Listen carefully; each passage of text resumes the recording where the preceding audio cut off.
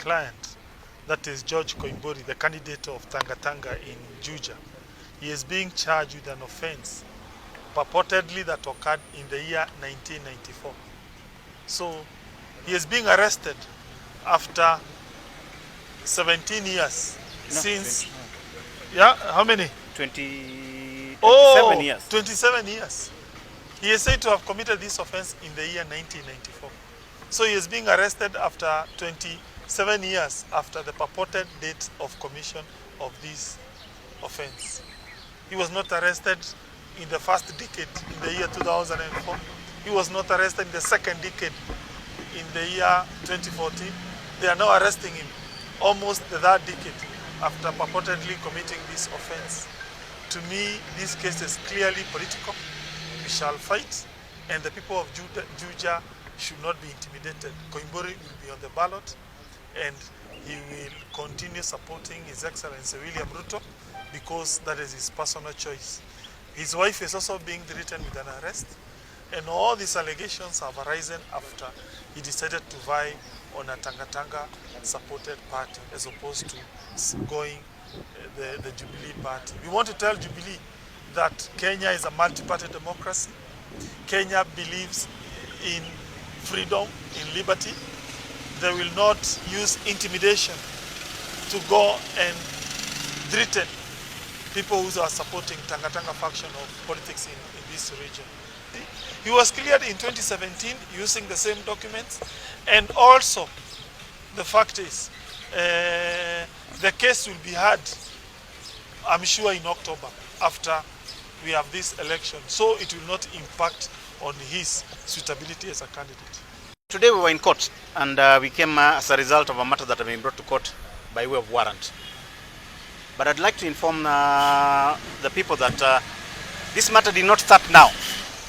About 15 days ago, I got wind of that they were asking for Koimburi. I went there myself. I went to the CID headquarters, spoke to the investigating officers, inquiring what exactly they wanted to find out or what they wanted to know.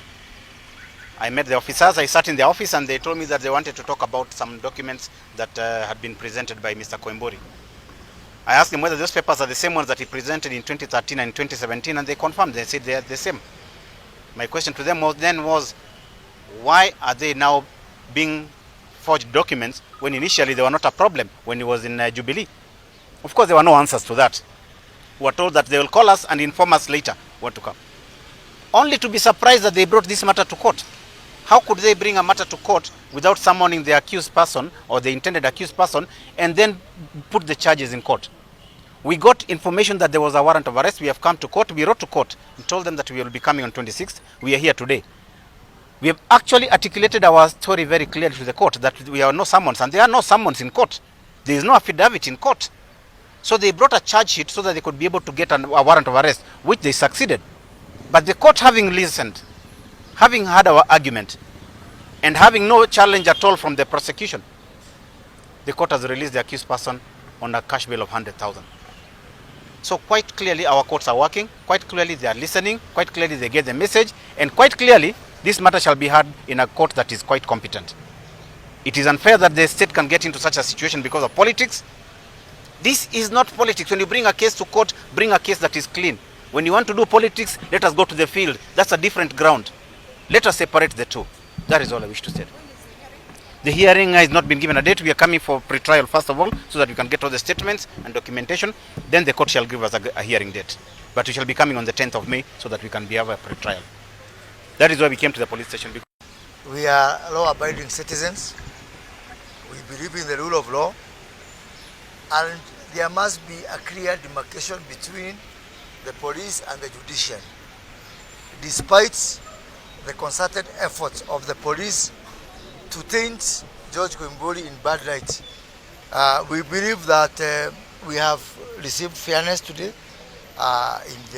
in the court, and that affirms our belief, our firm belief in the rule of law. And what I want to tell our people is that police is not everything. They are not the end of the story. They are just a party to a matter like we are. At the end of the day, this matter will go through the full process of the law, We are going to be hearing, there's going to be examination of evidence, and I believe that this matter will only be determined through evidence and the law, not through the impunity of the police or the impunity of whatever is called the deep state.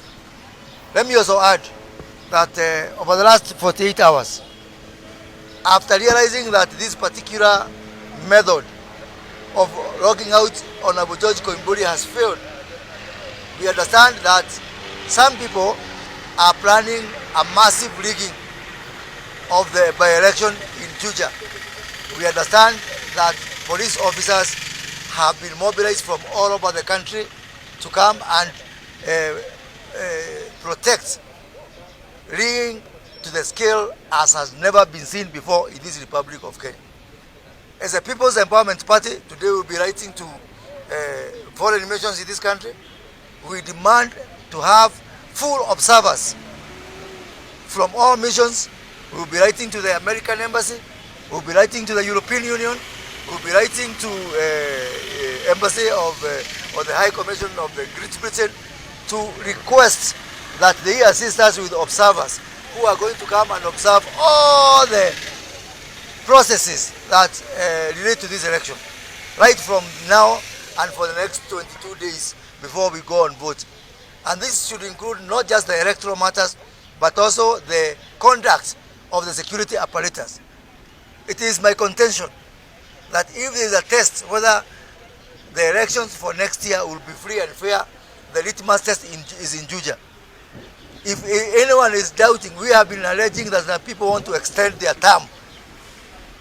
If you have been doubting that, see how the police and the government and the deep state will behave in Juja, because they are doing is a dress rehearsal for some extension of some term. Kenya is a constitutional democracy. We are governed by the law. President Moi finished his term, he went home.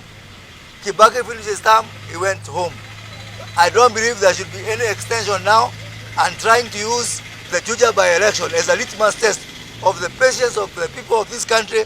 There is going to be crying and gnashing of teeth.